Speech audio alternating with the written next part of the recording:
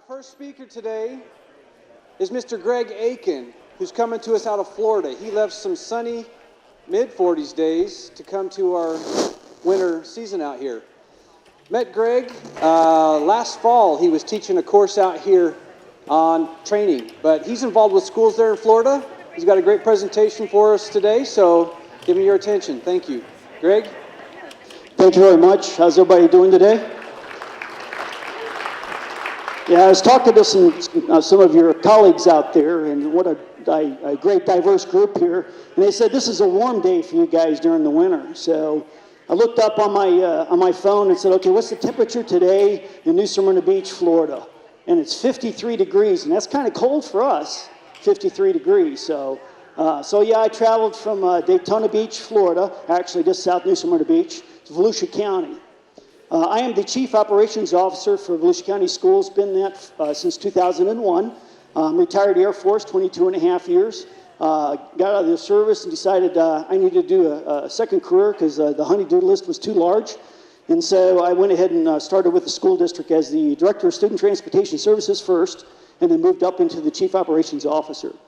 Now, the Chief Operations Officer, my responsibilities are anything support driven in the school district falling underneath my umbrella, which includes emergency management. And I love emergency management. Been in the military. How many people are in the military? Quite a few. Thank you for your service. From the military, you love that, right? You drive for that. That's an adrenaline rush for you. And I think when I became in the school district and they said, hey, you want to do safety, security, emergency management? Of course. You know, it fits right into my umbrella that I'd love to do. So I started there in 2001, and from there we evolved and started looking at the whole community response, because there's quite a few things in Volusia County that we are concerned with. Sharks, definitely one of those. New Smyrna Beach is the #1 ranked shark bite capital in the United States, in case you didn't know that. So we got shirts, and I should send you a shirt. You know, we can do that. But, and those are really just nibbles, not really shark bites. It's not like Jaws or anything. But that's a concern because we have many visitors and tourists come down to Volusia County, and they don't realize that we do have sharks out in the ocean. We also have gators, by the way, down in Florida. So it's kind of unique. So Volusia County, let me tell you about Volusia County. 1,200 square miles. It's the size of Rhode Island. So if you picture Rhode Island, that's how big Volusia County is. We're the 11th largest school district in Florida. We've got 63,000 students. We've got 8,000 employees actually work for Volusia County Schools. So we're the largest employer in Volusia County. So we're a big player when it comes to emergency management because we have lots of assets, right? People, equipment, and we got lots of buildings that actually we can use during times of emergencies. Most of our residents are the what we call senior citizens and snowbirds, so they're seasonal. So we have just under 500,000 residents, full-time residents that are currently there, and another probably 150 or 200,000 that come down during the wintertime to stay warm, 53 degrees, right? Can't beat that. Go golfing every day if you want to. So that's Volusia County for you. So today, and I appreciate you guys inviting me here today to your conference because it's always an honor to come down and kind of share some of the things we're doing in Volusia County, you know, with others. And maybe you can take something from the presentation. What I'm going to talk about today is how we play a key role, Volusia County Schools plays a key role in emergency management, solving some complex community challenges that are out there today for us. I got 3 stories that I'm going to kind of go over. One's going to be natural disasters, which we all have, correct? I heard on the news today, I think last year was your worst year for rescues in the mountains, 163. And they said, I forget how many deaths there were, that when you went out for search and rescue, they found several of those that were already died. So that public education is part of that we have to be key to. So in Florida, we always kind of look at our incident action plans, our emergency operation plans. And so if you're in a scenario like this, what would your incident action plan say to do? Probably paddle like hell and get to the shore as soon as possible, I would think. So what we try to do as a community is come together as a group and look at our community needs as a whole, right? And so we have, like I said, we have Daytona 500 coming up. It's a major event. Those are major concerns we will have. We've got tourism. We've got Bike Week. We've got many tourists come to Daytona Beach, to the sun and the beaches that are out there today. So we have to take all of that into consideration if we have some sort of disaster pending coming our way in our county. So how do we educate and get the word out to them as well? So that's part of our emergency operations plan from the county, and we are an intricate part of that plan as well. So from a public school standpoint, I know lots of the parents, 63,000 students, their parents or guardians rely on us every day to safeguard their children from anything that may happen day in and day out. That's a huge responsibility. The change of custody is huge. So when that child steps on our campuses, we're responsible for their safety and well-being until the bell rings in the afternoon and we send them home. And we'll talk about 3 scenarios here that we try to integrate with. And there are many working parts, and those are our partners. You heard earlier, he was talking about building relationships and partnerships, and you guys are doing that today. And I'm doing that with you today as well, because I want to build that relationship with you so we can share information and be stronger as a nation, be more resilient in what we do from an emergency management standpoint.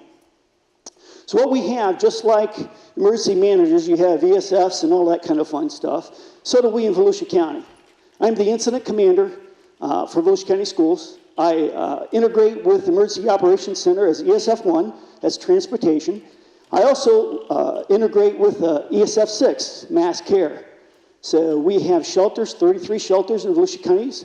All of those are schools. We have 7 that are non-schools.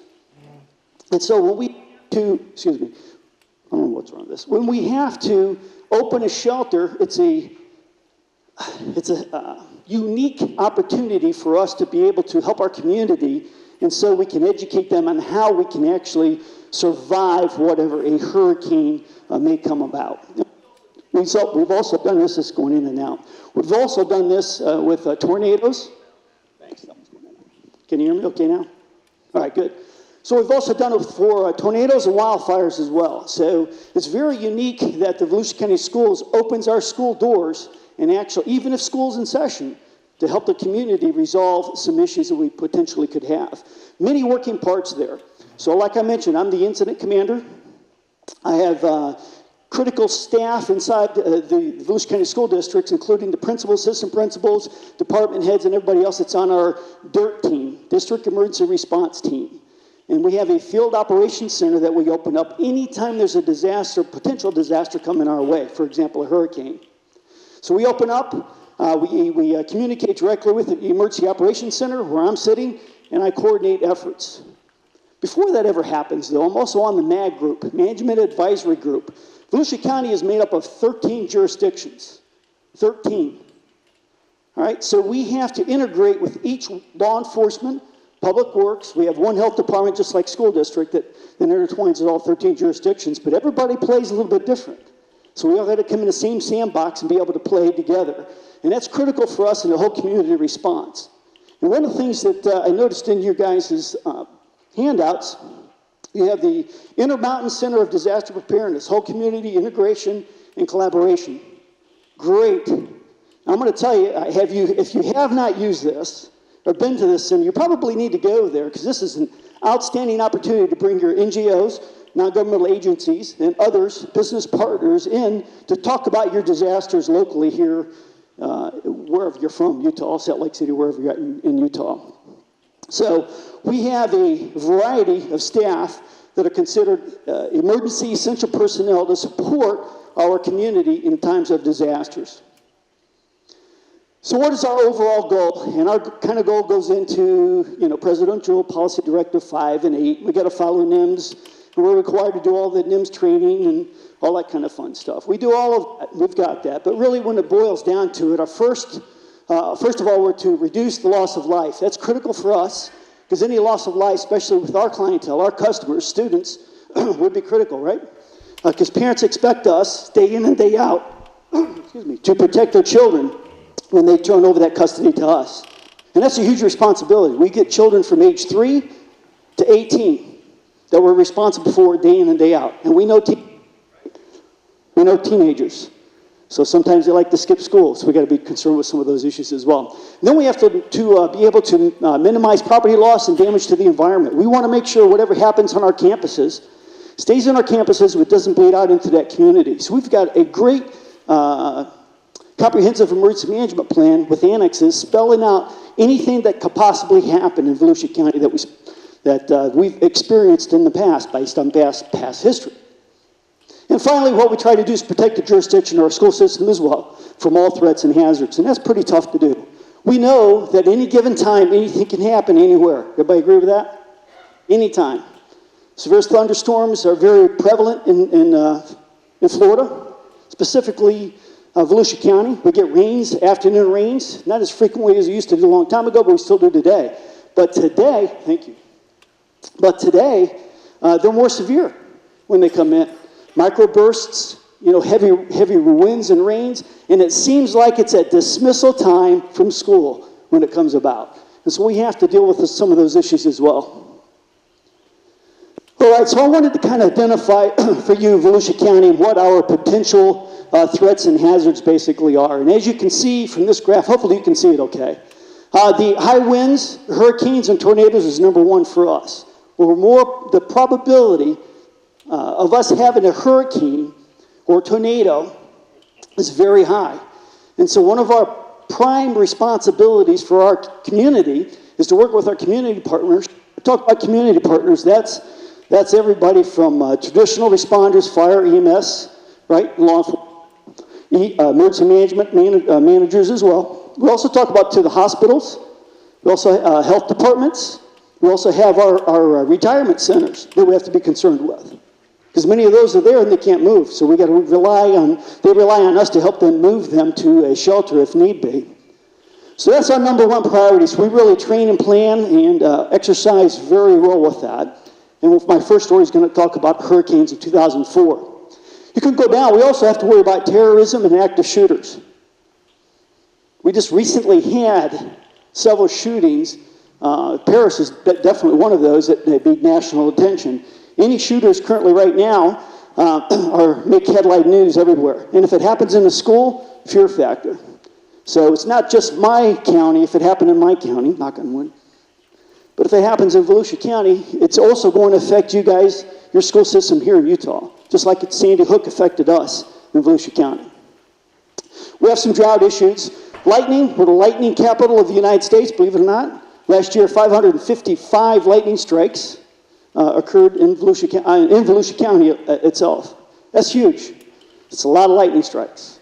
We also have wildfires. From lightning strikes, we actually have wildfires as well. So we have fires every year.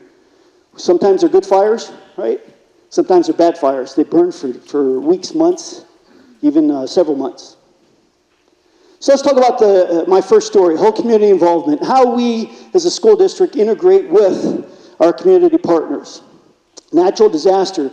Everybody's prone to that, right? Mother Nature's going to tell us when and what we need to do because she's going to come no matter what. We've got to be prepared. And you mentioned that earlier. We have to be prepared for our golden hour, right? I think it's what you mentioned. So hurricanes, tornadoes, and floods. Those are the top three for us. It seems like every year we get some flood issues, and I think out of the three, that's probably the most underrated natural disaster issues that we have to deal with and people don't really pay attention to is flooding. They do for tornadoes and they do for hurricanes, right? They understand those, but flooding, don't worry about flooding. We'll worry about that if it ever happens. So 2004, my first season basically for hurricane season where we had some major issues. And now you think normally, in Florida, we get all these waves coming through, and we've been very successful. The last 12 years, I've been making predictions that we wouldn't have any, and we haven't, thank goodness. Because 2004, we had plenty, 4. So we opened school a week prior to Hurricane Charlie. How many of you know about Hurricane Charlie, 2004? Anybody? All right, we got a couple people, hurricanes. So, yeah. So, we were prepared. We knew where it was coming. We were partners with NOAA. The National Weather Service. We were getting daily briefs. We were being told, hey, it's going to hit you guys eventually. Get prepared. And so 72 hours out, the MAG group gets together, and we decide that we're going to have to close school. We just opened school. Now we got to close school on a Friday so we can open shelters. So what we did was we systematically opened shelters. We have regular shelters, and we have PSN shelters, persons with special needs shelters. which we partner with the Red Cross and with the health department. And those, we have nurses assigned to every one of our shelters. It's ran by our principals and assistant principals, and they funnel all of their information to our field operations center. So we start opening up, every hour we open up a shelter, we start filling the shelter. Well, Charlie came around, we made the broadcast out, reverse 911, to all of our community members, and we said, hey, you know, Hurricane Charlie's coming, looks pretty bad, we're gonna get some damage, gonna get some wind, get some rain. You guys might want to, if you live in trailers, low-lying areas, evacuate to one of our school shelters. So we did this, and we preached it, and we put it out there. And we opened up, like I said, we have 30-plus shelters. We opened 12 shelters during Charlie. Because we only open a shelter if we have people coming into the shelters. So that's telling us, as an emergency management team, not everybody responded. Not everybody understands the impact of a hurricane, right? So guess what? Friday, about 8:30, 9 o'clock, we started getting our first band waves coming through.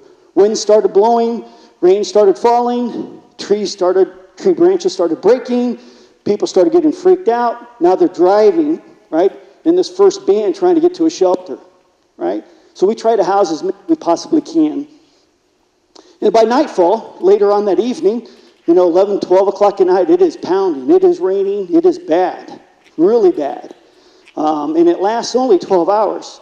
By sunrise the next morning, guess what? It's a beautiful sunny sky. Hurricane Charlie went through us. And it wasn't a hurricane when it hit us. It was a tropical depression.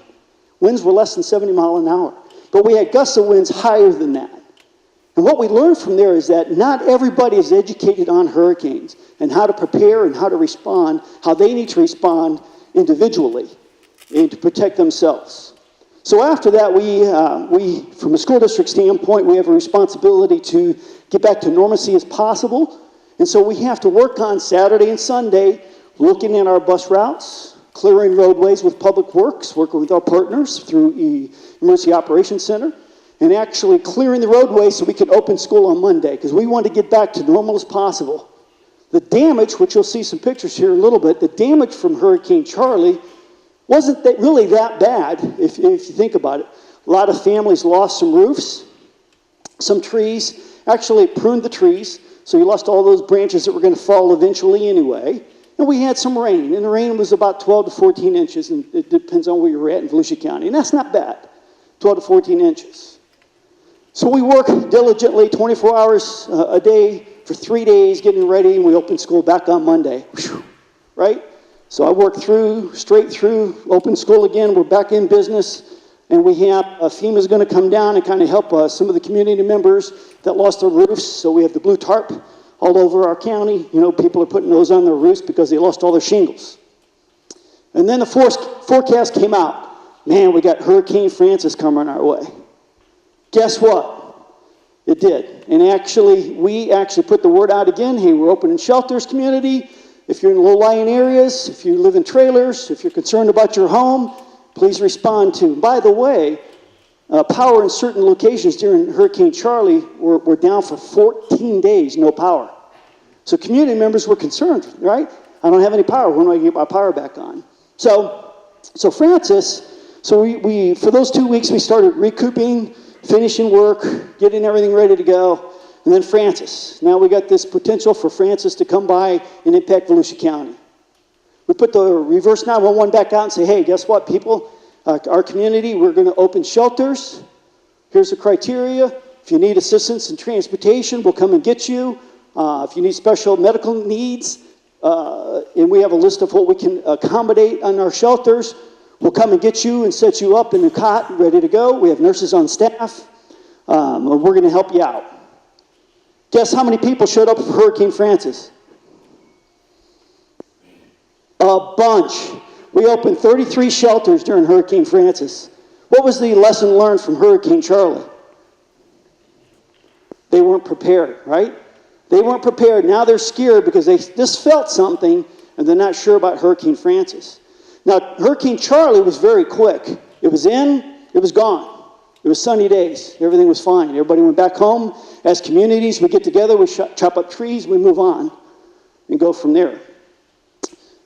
But Hurricane Francis was a 24-hour, nonstop, band after band, dumping rain. Over 26 inches of rain was thrown on Volusia County in 24 hours. Talk about flood issues. We had some major concerns. And not all the residents actually responded to our shelters, so we had some major concerns there as well. And then 2 weeks later, so we do the same thing. We go through that, we clean up, and we open school again, we're back to normal. And then, FEMA's there again, doing what they're doing, and everybody's trying to rebuild. And then 2 weeks later, guess what? Another hurricane came our way. Open shelters again, closed school, open shelters again, went through the whole deal again, bunch of people show up, closed shelters, back to normal again 2 weeks after that. And then we had one that skirted by us, and all we got was some rain. But when you look at the totals of rain within 6-week period, it was a lot of rain, saturated ground, a lot of trees that would normally stand up, 100-year trees were down. We had major issues. I want to spend a little bit of time there because based on what we've learned through Hurricane Charlie Jean Francis, is that we got to involve the community, and they need to understand the dangers associated with natural disaster and get that early warning out to them and get them to be able to communicate with us of what their needs are and be able to respond effectively. We have a great group right now that actually meet monthly. So here's the aftermath. So you can see from high winds, guess what? You're going to lose some roofs, you're going to lose some homes. Lots of trees, you're going to have tree damage, debris all over the place. On our beach line, we had beach erosion, huge waves coming in. And so we lost a lot of homes that were built right on the beach. Talked about flooding issues, right? I said flooding issues is probably one of the ones that people really don't care about too much, but it happens all the time. Basically in Florida it does, because we get lots of rain. And if the ground's saturated, we have some concerns there.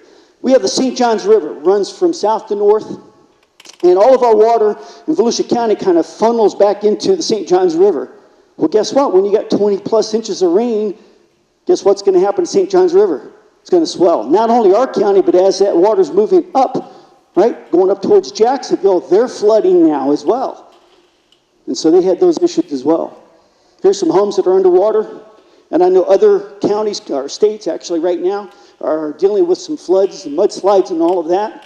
Lessons learned. After Charlie, we had to do some evac stuff. So our fire rescue people had to come out and do what? Take people out of homes that were flooded. Were we prepared for that? We didn't think that, really, beforehand. Really. I mean, you think about it. These people know that they live next to the river. It's going to flood. We're going to get a lot of rain. But did they hear the note and say, you guys got to respond? No, they didn't. So we had to do a lot of rescue, including animals. Believe it or not, Florida is the lead agricultural and beef cattle producers in the United States. So we have many horses there as well. And so a lot of our farmers that live down in Osteen, this is Osteen, Florida, which is in Volusia County, actually were flooded out. These horses and cows were on little islands. Wherever they can find some land, they were standing there. And the water, as you can see, very deep.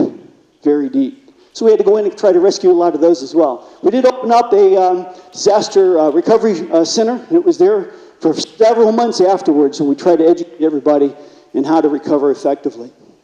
Tornadoes. I'm flying back tonight, and we have a severe thunderstorm warning with our tornado activity tomorrow morning about 3 o'clock. Hopefully I get home before that and get in bed. But actually, tornadoes happen in Volusia County more than you think.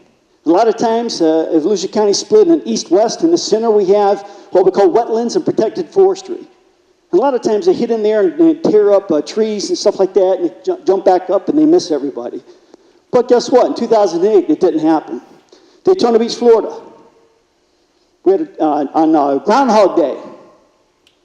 Tornado touchdown, severe weather, tornado touchdown, and that's the path it took. So it landed on 441, came all the way through Daytona Beach, and it exited out into the ocean. Here's some of the damage that had occurred, and we know this was an F2, by the way. So this is some of the damage that occurred from that destruction. This happened in the middle of the evening, the middle of the early morning, while everybody was sleeping. We lost some lives in this tornado. This is Embry-Riddle Aeronautical University, and they have flight school there. They lost a lot of their planes based on that as well. What's not shown in this picture is we have a Daytona Beach transportation terminal just off-site of where Embry-Riddle is. We were adjacent to Embry-Riddle. We didn't lose anything. We also have a high school about a half a mile to the left of where that tornado came through. So we were very lucky in Volusia County schools and not losing anything, but Embry-Riddle lost some aircraft and some facilities. There's some more destruction. Wildfires, lightning strikes. I told you lightning strikes are prevalent for us.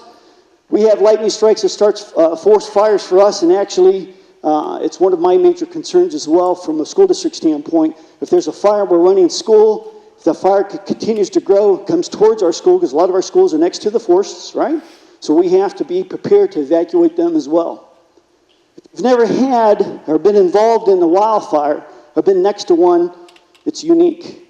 I own 20 acres. I have 30 head of cattle, 2 rescue horses.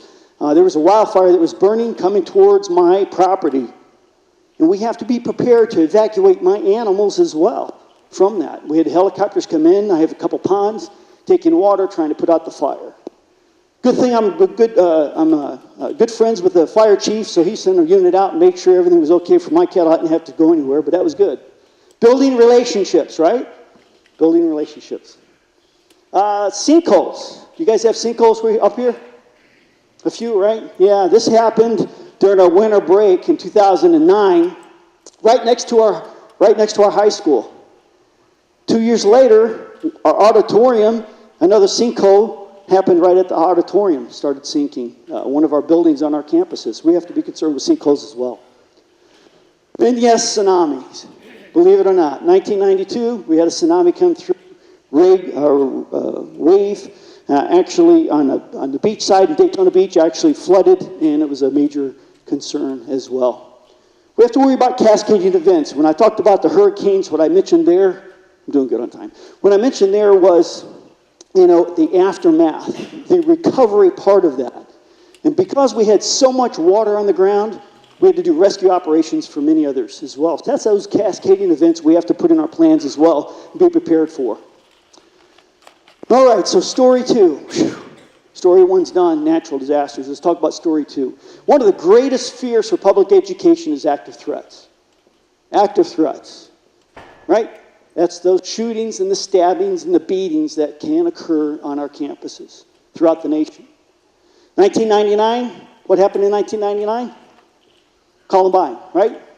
Those guys planned for a year to execute what they executed at their high school.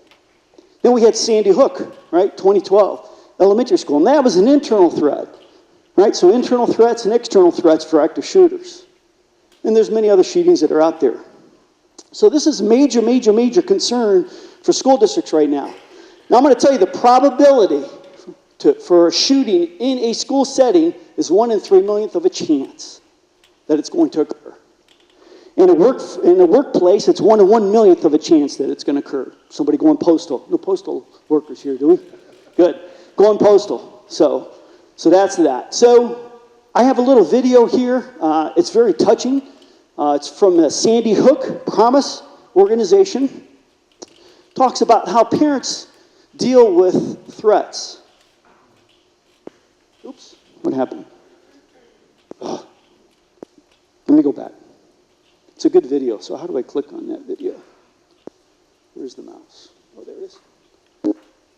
Oops. There we go. Got it. Could you tell me about some of those drawings that you have? What's that one? This one? Yeah, that one. Yeah, what is it? Can you show it to me? It's a monster.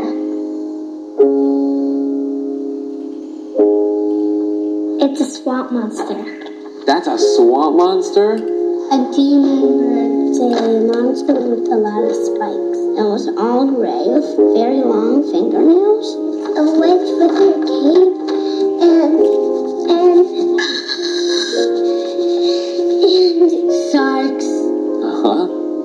Goblins, zombies, because they eat people's brains. A snake sword with a snake head on the top. Her eyes roll up and then she had fangs. What do the fangs look like?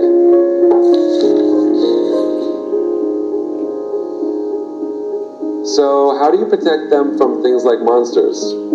Well, we have a couple methods. Sonia has a little buddy that she sleeps with that helps keep her safe. So we just place our foreheads together. That's what I can show you. Yep. We go like this, and he counts to 10. And baddies have this power. It's usually in reading. Check under the bed, check in the closet. He has this little blankie. But he doesn't want anyone to know, and he sleeps with that, and that's his comfort. There's a magic potion in a spray bottle, and you spray, and he disappears. We shut the closet door before bed. No more monsters. How do you protect them from gun violence? For gun violence. I mean, I don't even...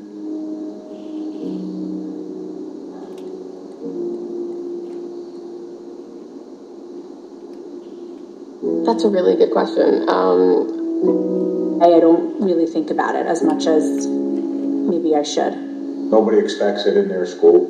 Nobody expects it in their town.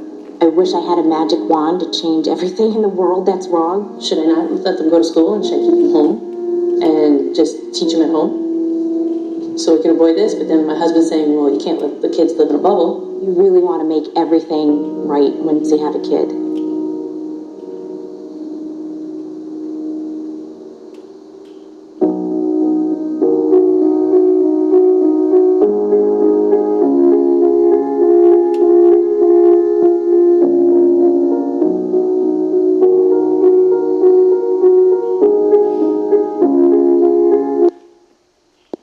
Sandy Hook, man, that was powerful to me, actually. And I show this and have done many active shooter trainings throughout our community to educate our parents on how we're going to respond, what they need to understand, how they need to respond to help us in case it happens on one of our campuses, and how we're going to work with our partners, our traditional partners, law enforcement, EMS, and fire department, to be able to respond to this. And I kind of go over shootings. Shootings is nothing new. Sandy Hook wasn't the first school that had an active shooter.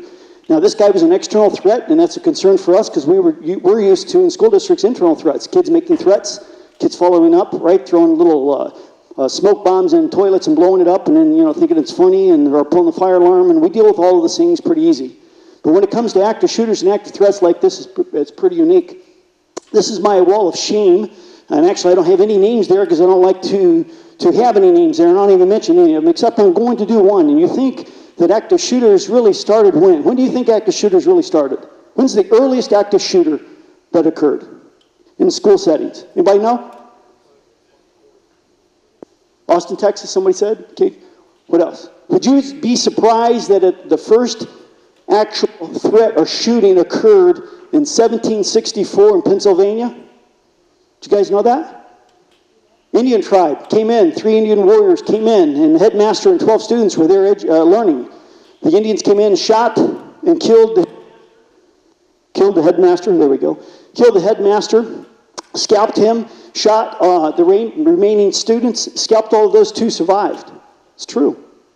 But the worst in history is the guy down at the bottom here. His name is Andrew Kehoe. It's in Bath, Michigan, Consolidated Township in Bath, Michigan, May 18th, 1927. Picture 1927. What could you buy then? Dynamite, right? Farmers could buy dynamite at the local store to remove stumps on your farms and all those things. This guy actually killed 38 elementary students, 6 adults, and injured 58 others. The worst, the deadliest mass murder in school history to date, right now. Did you know that? That's huge for us to know what the history is and what we have to deal with. This guy was mad, and why he was mad is because they raised property taxes to build a new school. That's what he did. And he was a custodian, so he had access to the campus. And so he placed bombs underneath in the boiler room area. He went home, killed his wife, put her in a barrel, locked up all of his animals, blew up his home, blew up his barn, put explosives in his truck, blew that up. All of his neighbors were coming to try to rescue. They thought he had an accident. He goes to the school. School's blowing up. Everybody, whole community's responding to that being blown up. And as he's pulling up, the superintendent's coming up to him, wondering they thought they had a boiler explode. And he detonates his truck and kills the superintendent and some survivors that actually made it through the initial blast. That is huge.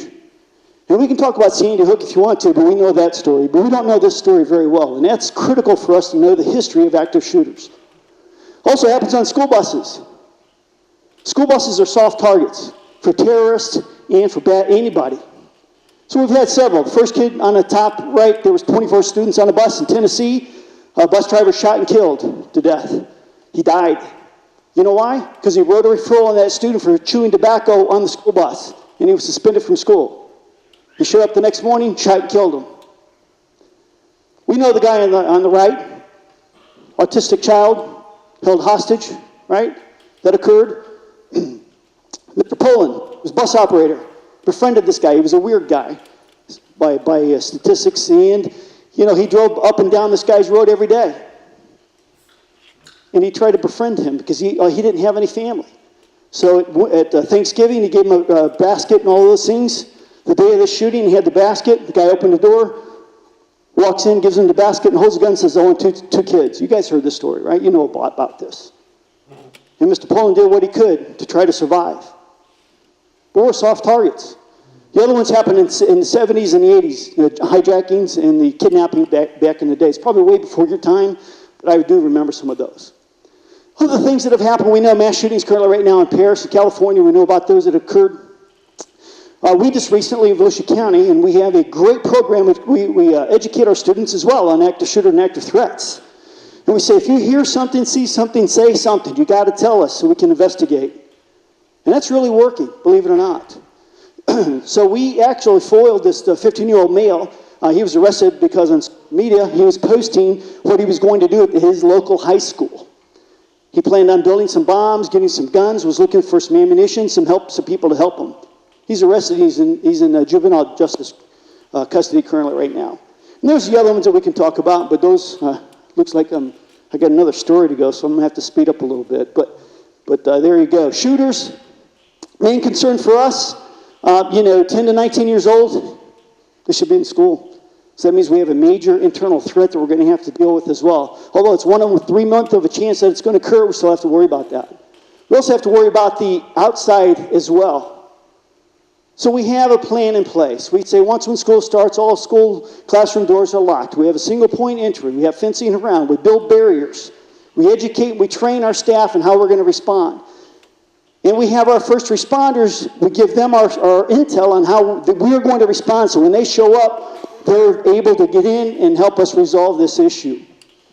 So we have to arm ourselves with survival mindset, and I'm sure you guys already have done this in the past. We use run, hide, fight, and we train every staff member. We do that as well. But it's critical for us for integration to meet people where they are.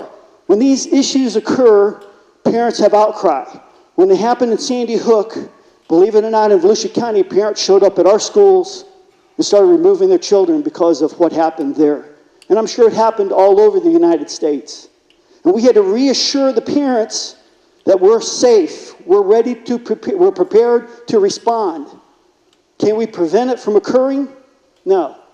Shootings happen all over the place, everywhere. Right? In the mall, movie theaters, banks, road rage, everywhere. But I can guarantee you we're going to do the best we can to survive and make sure we have survivors at the end of that. So we have to engage our communities, make sure they understand what we need to do. And they need to be our intel to give us information so we can look at it with our law enforcement partners to resolve these issues before being proactive, resolve them before they happen. We do connect with social and economic and political structures to make sure that any threat that's out there, social media is really great because kids don't realize that when they post something on Twitter, guess what? A lot of people read that. As soon as you say, I'm going to blow up my school, guess where it comes? Right back to the school setting, law enforcement, we look at it, investigate it.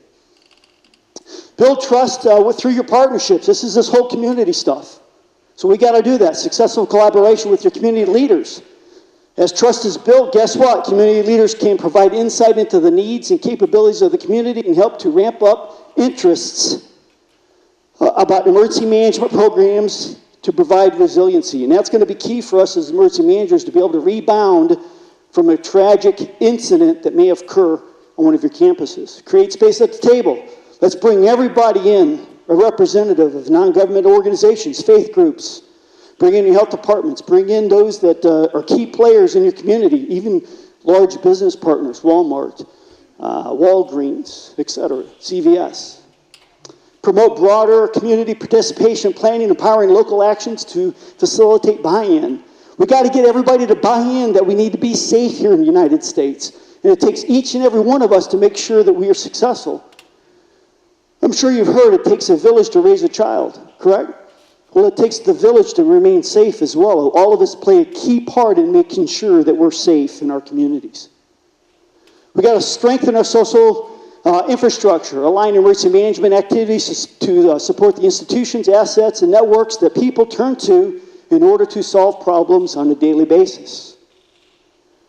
And that's critical for us in the whole community response, because a lot of times, many days, nothing ever happens. So everything, you kind of forget about everything. And then all of a sudden something pops up, and now we got to respond. But it's a little late then. We got to plan, train, and respond together.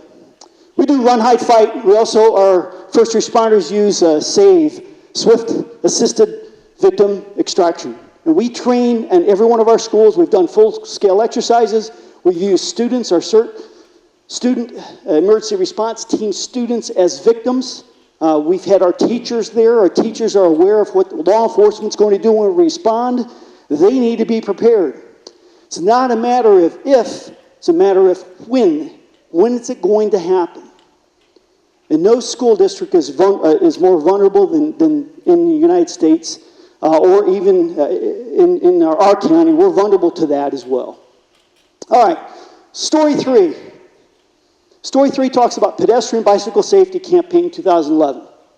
Prior to 2011, we, just like you, we've had bicycle and pedestrian accidents of students walking to and from school, right? And started school in 2011. In August, we had a rash of bicycle and pedestrian accidents based on vehicles hitting the students. And it was so, there were so many by the time October 1st came around. We had 13 accidents by time, and we were only in school for 5 or 6 weeks at that point in time. 13 pedestrian accidents. And all of a sudden, the media was calling us, what are you guys doing? Man, you guys are higher. What have you done in the past? How many accidents did you have last year? Does this compare to from last year to this year? And we couldn't answer that question. You know why? Because we relied, and by statute it says, hey, parent, it's your responsibility to get your child to school, not mine as a school district. So we didn't really track any of that. But we took it serious in October because we had 13 students injured. No fatalities to date, but 13 students. So we started a campaign. So what we ended up doing, that's what kind of inspired us to say, okay, we're going to build this community group. I'll show you in a few minutes who they were. And we're going to start talking about the problems with pedestrian and bicycle safety.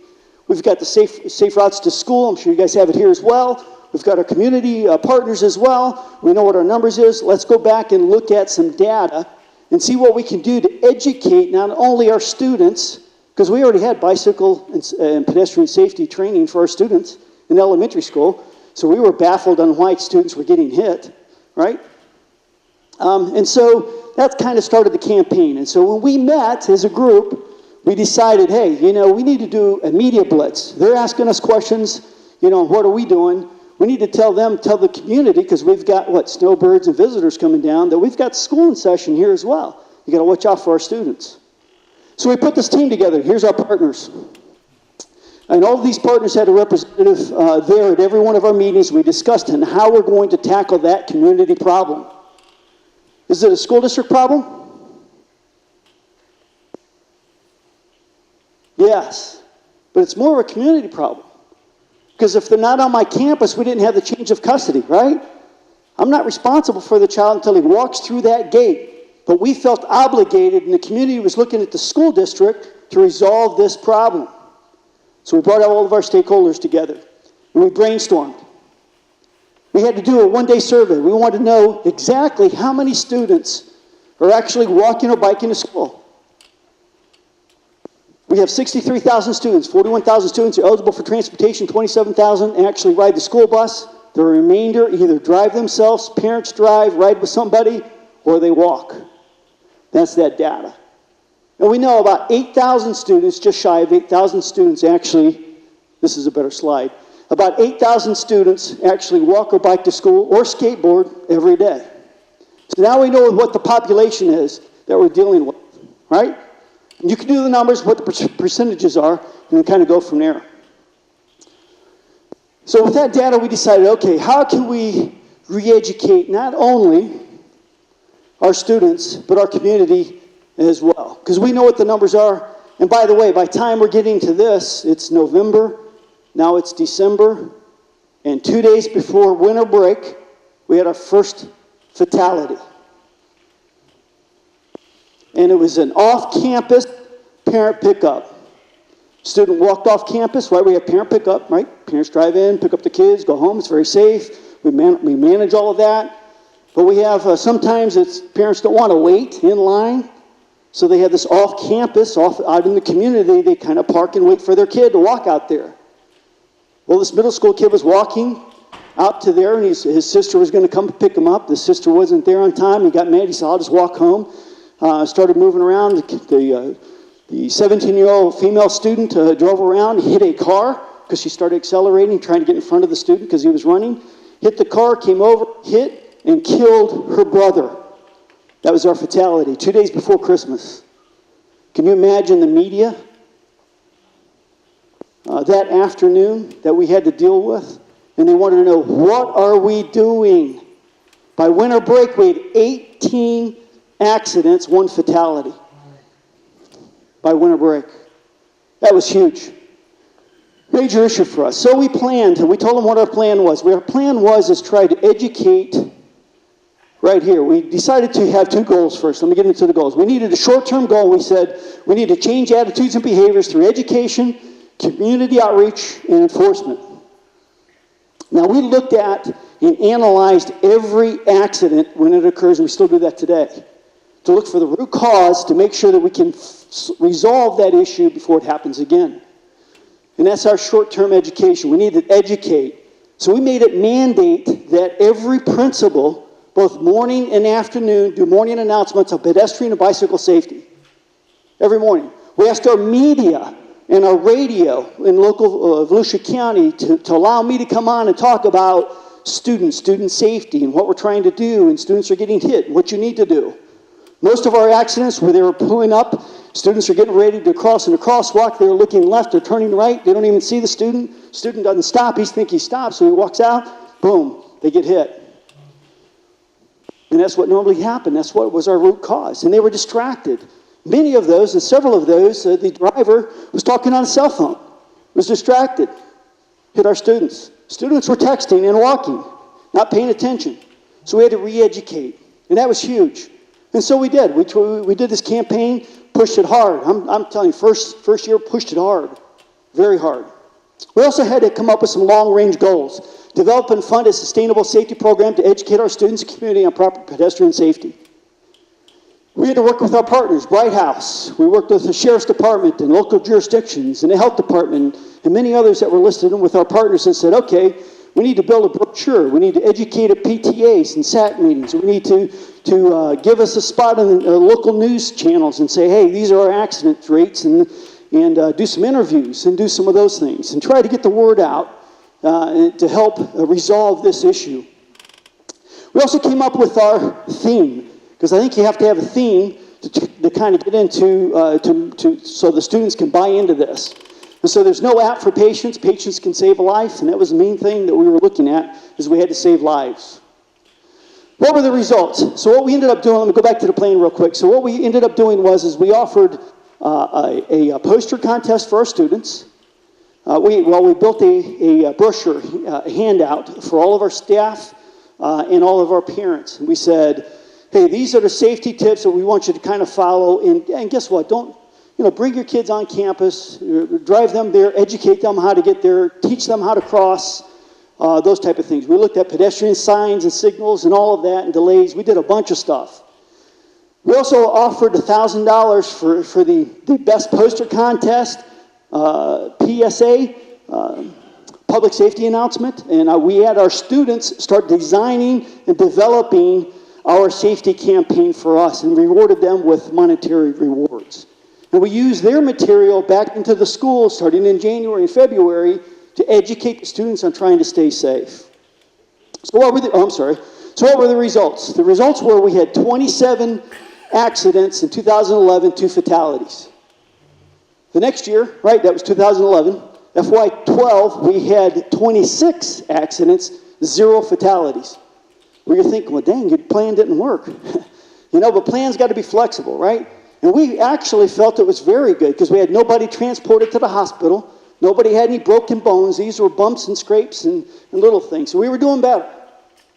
And then the following year, we had 18, then 13, then 12. Right now, we've had 4 to date in Volusia County. Huge success story. We're still pushing hard. We still do all of our communication with our community partners. We still push out the message to our community. Great results. So how do we prepare and protect the whole community from threats and hazards? And I mentioned I had this basically 3 stories. I got a few more minutes. I want to open up the question and answers. But what we have to do is change the way we see and think about the world today. It's got to be a whole community involvement, partnerships and relationships. That is critical for us. And the school district has a lot to offer. How many school district staff members do we have in here today? Do we have any? Do I see anybody? I don't see any. One? University. We have a university, which is great because we have 4 universities, and I'm all on them because we have dual enrollment, and I got students going to their campuses, and we got to deal with all that security stuff as well. It's another partner of us. But education, K through 12, has to be at the table to help us resolve community problems. Pedestrian safety wasn't us. It was the parents' responsibility, community responsibility, but it fell on our shoulders as a whole community. We got to do vulnerability assessments, and we got to build our plans, and we actually have to look at our priorities, assets as well, people, property, and equipment. And that's basic. All of us know that. The main thing is communication, building relationships, building partnerships, being able to pick up the phone and say, hey, help me resolve this problem before it gets out of hand. And it's always successful. We can be successful as a team if we can do that. So closing the gap. So what do we have to do? We all know this as emergency management professionals in the health department, no matter what department or jurisdiction or function that or agency you work for. We all have to identify weaknesses through an assessment, and that's our after-action reports or and looking at the gap analysis. We got a plan for the worst-case scenario on each one of those hazards and threats, and we got to pray for the best. All right? That's what we got to do. We got to practice and train and drill and all of those things. We got to get our partners involved in reviewing and updating your plans as a whole community. You're only as strong as your weakest link. Go back to Hurricane Charlie. Our weakest link was our community. They didn't respond. So what did they cause us at the end? The cascading event? Had to do rescue. Major issues. Train and test. Evaluate your plans, policies, and procedures. Can't stress it enough. You got to have full-scale exercises out there. Start a tabletop, do some seminars, tabletops. Then we get into some full-scale exercises with your critical hazards and threats that are associated for your community or your county. Those are the ones you really want to practice because those are the ones that are probably going to happen. And we have to develop and share our best practices. And if we do that, in all of my plans, I share with anybody. You want anything I've got? I'll give it to you. It's yours. Change the name, protect the innocent, it's yours. It doesn't matter. And that's what we have to do because us together, we're smarter than me working in a silo by myself trying to resolve issues. That's the whole community. That's the bottom line for that. So I want to thank you for your time today. Thank you for allowing me to fly out from sunny Florida, 53 degrees down to here 28 degrees. I see it snowing now.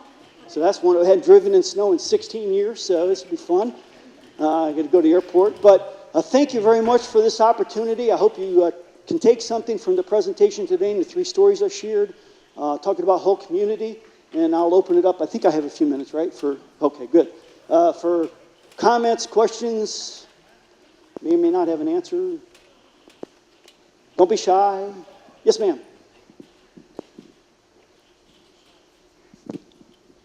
You mentioned a lot of groups that were involved in your whole community for the pedestrian safety program.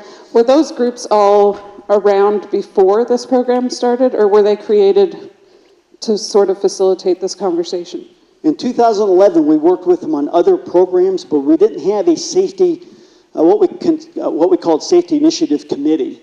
And so what we did, and I was in charge of that, facilitated that, I was responsible for bringing our partners together to resolve some issues. From that committee setting, we actually looked at every accident, and we went back and looked at the site where the student actually got hurt. Some of those were at pedestrian crosswalk areas with pedestrian features. And we put in delays, so the student had an opportunity to get out in the roadway to stop all traffic. So that's the partnership we started getting into to review each one of the accidents and move forward with a resolution to resolve those issues. So that came about. They were partners in other areas, but we weren't a partner as trying to resolve this one particular problem we had in Volusia County. We brought this together. Any other questions? Thank you very much for your time. I appreciate it. Thank you, sir.